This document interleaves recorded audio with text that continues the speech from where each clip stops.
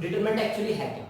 Determinant एक ऐसा number है, एक ऐसी वैल्यू है जो एक मैट्रिक्स को एसोसिएट करता है, यानी एक मैट्रिक्स की वैल्यू बताता है, एक ऐसा नंबर जो मैट्रिक्स की एग्जैक्ट वैल्यू बताता है कि उसकी वैल्यू है क्या।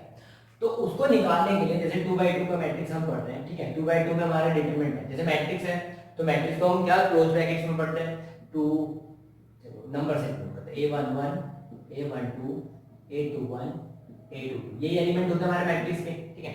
तो जब हमारा ये मैट्रिक्स है, इसका मुझे डिटरमिनेंट निकालना है। डिटरमिनेंट कुछ को बोलते हैं मॉडुलस के, इसमें मॉडुलस मतलब इनको मॉडुलस से डिनोट किया जाता है, ठीक है। तो मैट्रिक्स में मैं इसको भी क्या कर सकते हैं, मॉडुलस में डिनोट कर सकते हैं, डायरेक्ट आंसर निकालेंगे तब भी कोई दिक्कत नहीं होती है, ठीक है। तो a ये हमारा मॉडुलस में मैट्रिक्स हो गया, ठीक है। तो अब ये क्या हमारा डिटरमिनेंट बन गया। अब इसकी एक एसोसिएट वैल्यू है जो इसको डिनोट करती है, लेकिन इसका एक एग्जैक्टली नंबर है, इसका एक नंबर होगा जिसको हमारे को निकालना है। तो उसके लिए क्या करेंगे हम, ये इंटू ये a11 multiply a22 cross multiplication minus बीच में साइन ऑलवेज नेगेटिव का होता है, ये इंटू ये यानी a12 a21, इन दोनों को सिंपलीफाई मल्टीप्लाई करने के बाद माइनस करने के बाद जो एग्जैक्ट वैल्यू आएगी वो हमारा वैल्यू ऑफ द डिटरमिनेंट, यानी इस मैट्रिक्स की एक डिटरमिनेंट कहलाता है। मैट्रिक्स की ऐसी वैल्यू जो इसको एसेट करती है वो वैल्यू डिटरमिनेंट कहलाती है, ठीक है। तो हम कुछ क्वेश्चन देख लेते हैं, ठीक है।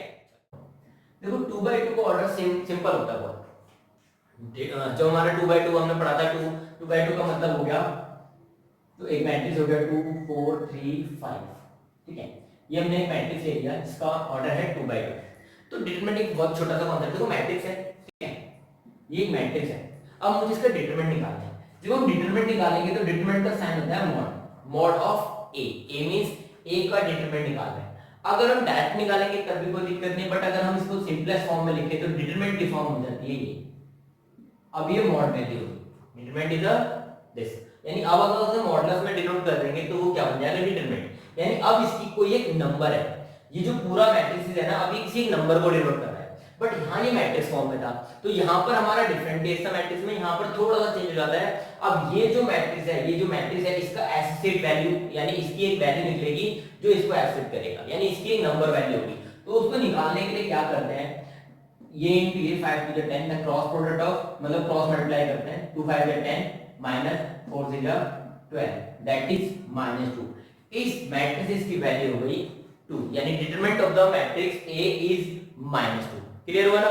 तो मैट्रिक्स का डिटरमिनेंट निकालना बहुत इजी था।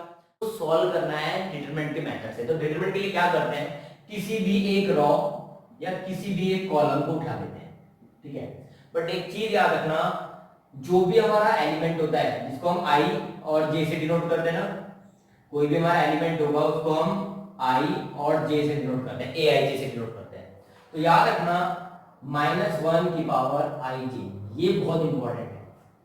डायरेक्टली बताऊं तो i प्लस j, -1 की पावर i प्लस j, याद रखना।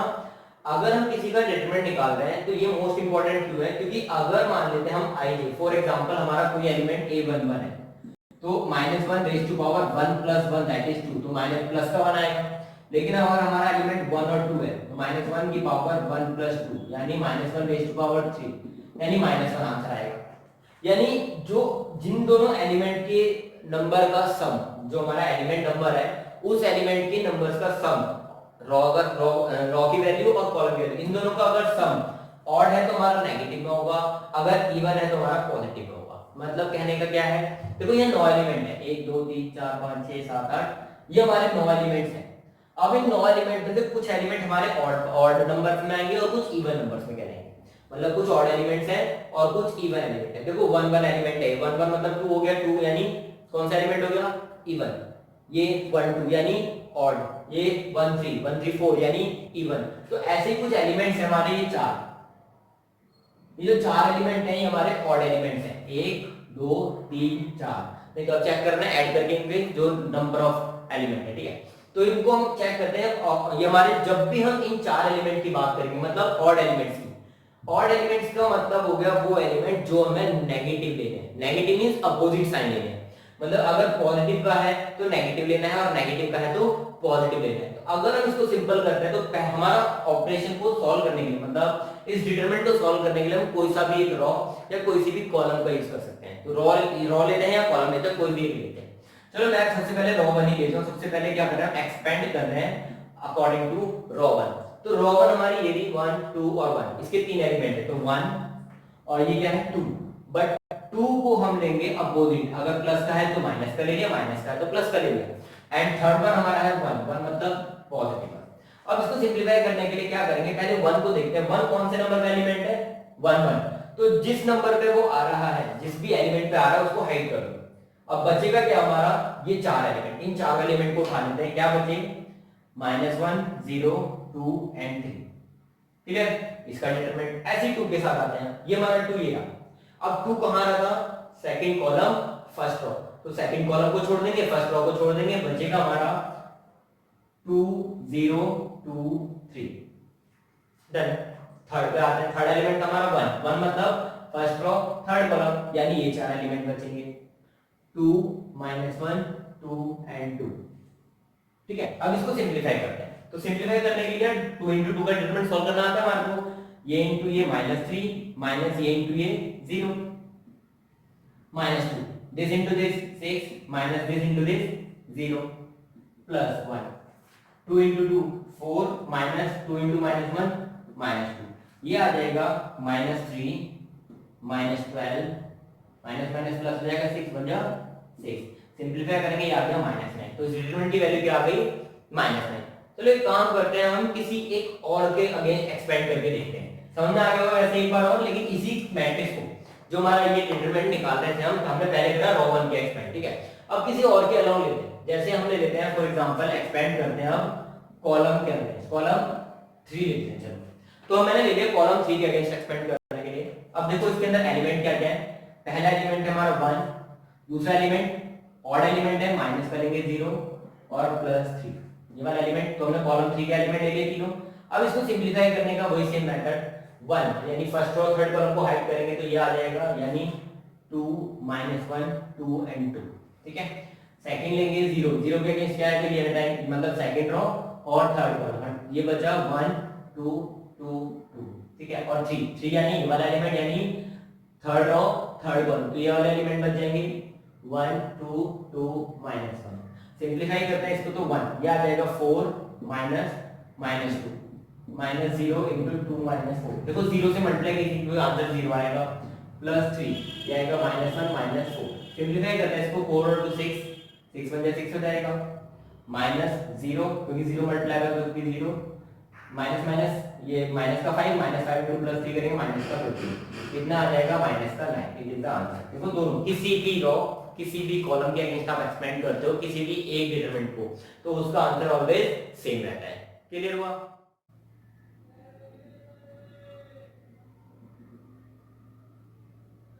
ओके, आज में अब हम एक और चीज पढ़ते हैं। ठीक है, देखो सिंपल एक कुछ ट्रिक्स होती है।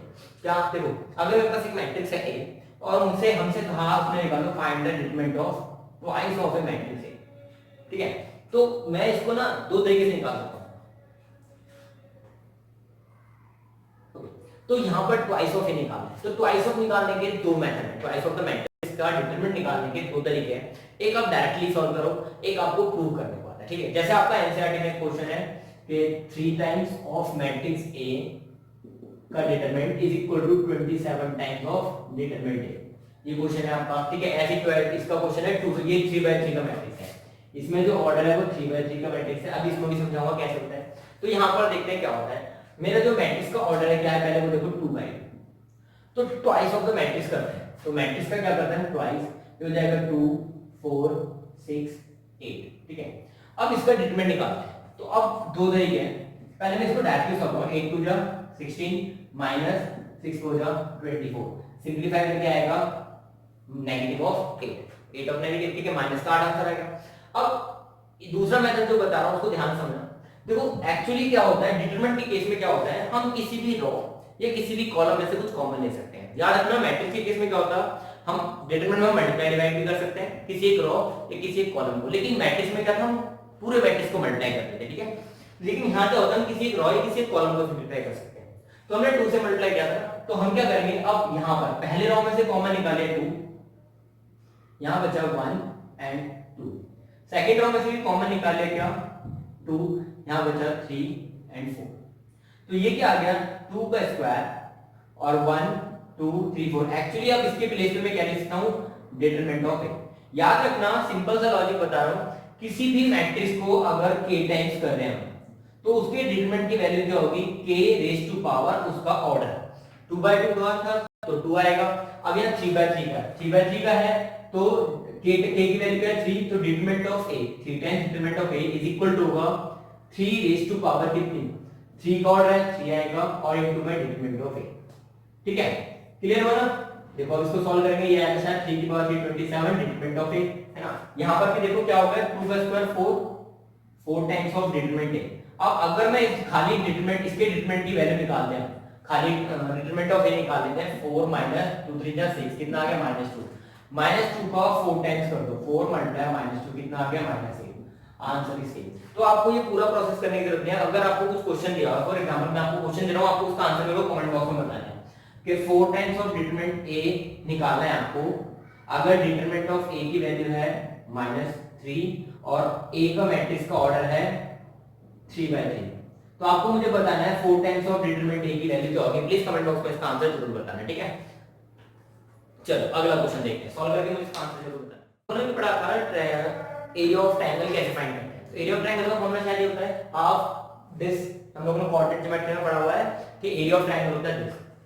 अब इसको ध्यान से समझना, कोई भी कोऑर्डिनेट गिवन हो, आप यहां सब्स्टिट्यूट कर दो x1 y1 x2 y2 x3 y3 को, आपको क्या मिल जाएगा, एरिया ऑफ ट्रायंगल, ठीक है। लेकिन इसको एक चीज और ध्यान से समझना, अब ये डिटरमिनेंट की फॉर्म में आपसे करें तो आपको डायरेक्टली फॉर्मूला है half determinant of this matrix.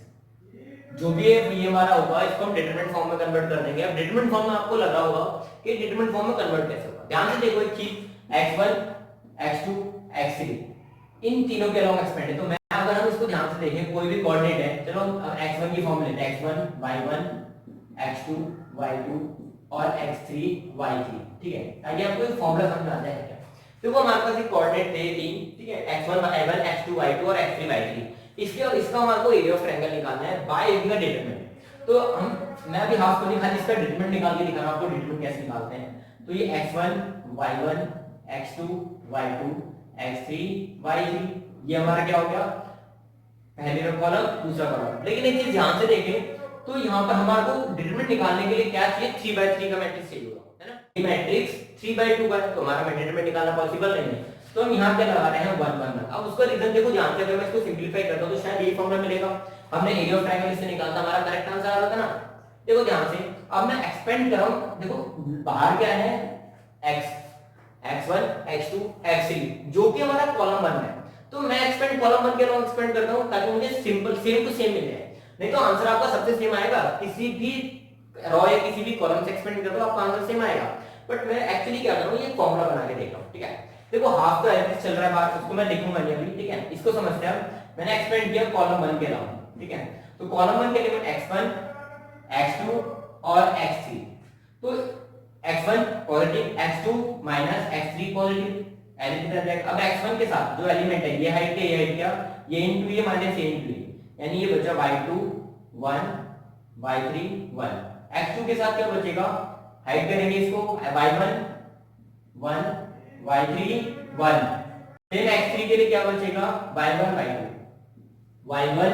y2 1 1। अब इनको एक्सपेंड करते हैं, x1 के साथ आएगा ये इनटू ये माइनस ये इनटू ये y3, ये आएगा शायद माइनस x2 के साथ आएगा y1 minus y3 plus x3, इसके साथ आएगा y1 माइनस y2। देखो सेम फॉर्मूला शायद बन गया, x1 y2 minus y3 x2 y1 minus y3 minus y1। देखो यहाँ पर पॉजिटिव है, यहाँ पर नेगेटिव, अगर मैं इस माइनस के साइन को अंदर ले जाऊंगा तो ये सेम हो जाएगा, रेसिप्रोकल, ठीक है ना, ध्यान से। फिर x3 के साथ y1 माइनस y2, क्योंकि यहाँ रेसिप्रोकल इसलिए आ रहा है क्योंकि हमने माइनस साइन कॉमन ले लेंगे तो ये चीज बन जाएगी, क्लियर हुआ ना। तो एक्चुअली डिटरमिनेंट फॉर्म में हम डायरेक्टली निकाल सकते हैं, x1 y1 x2 y2 x3 y3 और थर्ड कॉलम हम ले लेंगे 1 1 1, तो आपका एरिया ऑफ ट्रायंगल आ जाएगा। अब हम इसका निकाल के देखते हैं, हाफ 1 2 3 4 2 1 1 1 1, ठीक है। इसको सॉल्व करेंगे हाफ, तो ये आ जाएगा 1, इस मैं डायरेक्ट सॉल्व करके देख रहा हूं, 1 के साथ ये आएगा, ये इनटू ये माइनस ये इनटू ये 4 माइनस 1 2 माइनस का आएगा, रॉ 1 के अलावा एक्सपेंड करेंगे, ठीक है ना। ये 3 1 3 माइनस 2 1 2 3 माइनस 2 प्लस 1 इनटू में क्या आ जाएगा, ये 3 माइनस 8 3 माइनस 8। बस अब आप इसको सिंपलीफाई कर देंगे तो आपको मिल जाएगा आंसर 3 -2 और -5, ये आ जाएगा -5 7 4, 4 का हाफ करेंगे तो 2। याद रखना एक एब्सोल्यूट वैल्यू होती है क्योंकि एरिया ऑफ ट्रायंगल कभी भी नेगेटिव नहीं होता। ठीक है, चलो आगे बढ़ते हैं माइनस एंड कोफैक्टर्स के बारे में। कोफैक्टर्स क्या होते हैं, तो सिंपल तरीका होता है उनको निकालने का। ठीक है, माइनस को हम m से डिनोट करते हैं, कोफैक्टर को हम c से या a से डिनोट करते हैं। एज ऑलवेज किसी से डिनोट कर सकते हैं हम, चलो a से डिनोट करते हैं, कैपिटल। ठीक है, ठीक है, तो हमारा जो माइनस है, जो हमारे माइनस, तो इस मैट्रिक्स के माइनस क्या होंगे, माइनस का मतलब है -1 1, ईच एलिमेंट का माइनस निकलता है 1 2 2 1 एंड 2। देखो कितने एलिमेंट है, चार एलिमेंट की ये ना वैल्यूज। ठीक है, तो क्या माइनस का मतलब हो गया वो वैल्यूज जो इसको एक्सेप्ट करके, यानी इसको छोड़कर हमारी जो वैल्यूज है वो हमारा माइनस कहलाता है। देखो first row first column, first row और फर्स्ट कॉलम को हाइड कर दो, क्या बचा 4, that is the minus of 1 1। ठीक है, माइनस ऑफ 1 2, 1 2 मतलब फर्स्ट रो और सेकंड कॉलम को छोड़ देंगे, क्या बचेगा 1। Same minus of 2 1, second row first column को हाइड करेंगे तो बचेगा 2 2 2, सेकंड रो सेकंड कॉलम को हाइड करेंगे तो बचेगा 1, that is the minus of any matrix. तो माइनस निकालने का सिंपल सा तरीका 2/2 मैट्रिक्स के लिए। अब कोफैक्टर की बात करते हैं, तो कोफैक्टर को हम a से डिनोट करें कैपिटल या c से डिनोट करें, तो c11 क्या होगा, कोफैक्टर c11, यानी इस मैट्रिक्स का कोफैक्टर में c11 में क्या होगा, सेम एलिमेंट होते हैं, बट आपको एक केस बताया था माइनर के साथ, यहां पर -1 की पावर i + j, ये हो रहा था जो आपको मैंने डिटरमिनेंट के केस में बताया था कि जब हम डिटरमिनेंट सॉल्व करते हैं 3/3 का, तो उसमें क्या होता है। तो यहाँ पर देखो -1, ये 1 और 1 2 है, 1 और 1 2 यानी ऑड इवन है, तो एज इट इज m11 आ जाएगा यानी 4। अब c12 कैलकुलेट करते हैं, तो -1 की पावर 1 + 2, 1 + 2 यानी 3 टाइम्स आ गया नेगेटिव, तो माइनस का m12 हो जाएगा, क्योंकि ऑड है। देखो 1 और 2 का सम ऑड, तो ये माइनस का हो जाएगा। बस क्या होगा, जो ऑड डिजिट्स है ना उनका साइन चेंज हो जाएगा। देखो पॉजिटिव था तो नेगेटिव हो गया। यहाँ पर आते हैं C21, देखो ऑड है तो जो वैल्यू थी सेम आ जाएगी बट नेगेटिव में आ जाएगा, 2 2 यानी C22 जो आएगा वो आएगा 2 और 2 पॉजिटिव का, इसलिए वो पॉजिटिव का रहेगा क्योंकि इवन है, तो ये एडिटिव आ जाएगा। तो ये हमारा आ गया कोफैक्टर्स आ गए, C11 C12 C21 और C22 कोफैक्टर्स निकल गए। अब कोफैक्टर का मैट्रिक्स हमारा ये है, क्या है 4 1 1 1 2 2 1 और 2, ये हमारा कोफैक्टर हो गए। ठीक है ना, कोफैक्टर निकल गया मैट्रिक्स के। अब एडजॉइंट, अब एडजॉइंट क्या होता है, adjoint is the transpose of the cofactor. अगर हम कोफैक्टर मैट्रिसेस का ट्रांसपोज कर देते हैं, कोई मैट्रिक्स हमारा कोफैक्टर निकाल लिए, उसका ट्रांसपोज आप कर दोगे तो आपको क्या मिलेगा, एडजॉइंट ऑफ द मैट्रिक्स। या फिर डायरेक्टली बताऊं तो अगर हम इसकी फॉर्म में लिखें, कोफैक्टर की फॉर्म में, नॉर्मली हम पहले बार जो हमारा एडजॉइंट की फॉर्म में होगा उसमें जो रॉस थे वो कॉलम से डिनोट करेंगे, जो कॉलम है वो रो, मींस अब ये होगा 1 1 यानी ये तो 1 1 ही रहेगा, 1 2 यानी first column second row, first column second row. याद रखना इस बात को। कोफैक्टर के केस में या एडजॉइंट के केस में क्या होगा, कोफैक्टर का ट्रांसपोज हो जाएगा, यानी ट्रांसपोज का मतलब कुल मिला के ये है, जो रो थी वो कॉलम को कैलकुलेट करेंगे, जो कॉलम है वो रो में आ जाएगा। तो यहाँ C12 आ जाएगा, सेम यहाँ पर C21 और C22। देखो मैट्रिक्स उल्टा हो गया ना, ट्रांसपोज हो गया होगा डायरेक्टली लिख दो, या फिर आपको समझने वाली बात ही नॉर्मली। तो मैं अगर इसका एडजॉइंट बताया क्वेश्चन में, इस मैट्रिक्स का, इस मैट्रिक्स या इस डिटरमिनेंट का जो एडजॉइंट मैट्रिक्स का डिटरमिनेंट का मैट्रिक्स का एडजॉइंट क्या हो जाएगा, इसका transpose 4 -2 -1 and 1, that is the adjoint of the matrix in 2/2। ठीक है, अब 3/3 की बात पहले सेम मेथड, तो माइनस के वही एलिमेंट होंगे m11 m12 m13। ठीक है, देखो m11 निकाल, सबसे पहले m11 क्या होगा, m11 फर्स्ट रो और फर्स्ट कॉलम को हाइड किया, क्या बचा ये 3 -1 1 and 2। ठीक है, अब इसको वही सेम डिटरमिनेंट को डिटरमिनेंट निकाले, तो डिटरमिनेंट निकालेंगे क्या आ जाएगा 3 to the 6 -1 यानी आंसर आ गया 7। फिर m12 का मतलब हो गया फर्स्ट रो सेकंड कॉलम को हाइड करके क्या बचेगा, फर्स्ट रो और सेकंड कॉलम को, ये बचा 2 -1 -2 and 2। इसको सिंपलीफाई करते हैं, 2 to the 4 माइनस ये आ जाएगा 2 प्लस का 2 यानी आंसर है 2। ऐसी बनती फर्स्ट रो थर्ड कॉलम, तो फर्स्ट रो थर्ड कॉलम को हाइड करेंगे, आ जाएगा 2 -6 यानी आ गया 2 + 6 that is 8, that is m3। ठीक है, 2 2 3। ठीक है, ये आ जाएगा 3 -4 दैट इज -1। तो हमने सारे माइनस निकाल लिए, तो क्लियर हो गया ना आपको, समझ में आ गया होगा मैंने कैसे करा। ठीक है, देखो ये 3 मैंने निकाल के दिखाया था आपको, बाकी मैं आप निकाल के समझ लेंगे कैसे निकले। ठीक है, ध्यान से देखते हैं। अब हमें निकालना है क्या, कोफैक्टर। ठीक है, कोफैक्टर को एक मैट्रिक्स में डिनोट करो डायरेक्टली, क्योंकि मुझे पता है करना क्या करना है, माइनस का साइन चेंज करना है जो ऑड एलिमेंट्स में। देखो 1 1 में 7 आया, एज इट छोड़ दिया। 1 2 में 2 आया, 2 तो आएगा, बट 2 1 और 2 3 यानी ऑड, तो माइनस का हो जाएगा। 1 और 3 8, फिर 2 1 3, लेकिन 2 1 ऑड है, माइनस का हो जाएगा। 2 2 एज इट इज, 2 3 5, तो माइनस का हो जाएगा। 3 1 -5, 3 2, 3 2 क्या है, -3, तो यहाँ पर पॉजिटिव 3 हो जाएगा, क्योंकि यहाँ पर अपोजिट साइन, इन चारों के साइन चेंज हो जाएंगे। 3 3 as it is -1, that is cofactor. और डायरेक्टली हम एडजॉइंट में करें तो इसको एडजॉइंट में क्या हो जाएगा, इसका ट्रांसपोज ऑफ द मैट्रिक्स। तो क्या आ जाएगा इसका adjoint, 7 -2 8 -3 4 and -5 -5 3 and -1, it is the adjoint of the matrix। Hope so clear हो गया आपको कॉन्सेप्ट, इजी था, बहुत इजी है, थोड़ा सा बस आपको फोकस